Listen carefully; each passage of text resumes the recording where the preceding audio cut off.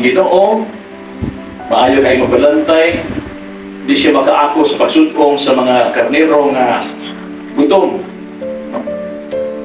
Muna nga iya yung pakaon.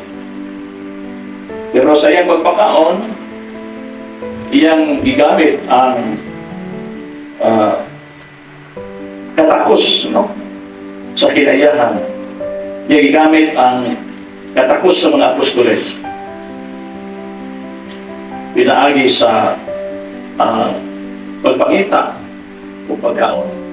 Grace builds on nature. Bisa ko sa pakagamay, kung kini gipaambit, maigo yun sa tanan. Muna, nga kini kalibutan, sobra pa, is more than enough na makapakaon sa mga gigutom. Pero karon, abinin niya sa statistics karon, every 3.6 seconds, doon ay usa ka tao sa kalibutan nga namatay sa gutom. Ilagay na sa Africa.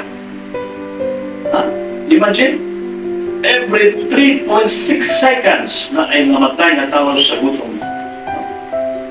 Apil na Pilipinas, isang rich resources pa. Imagine.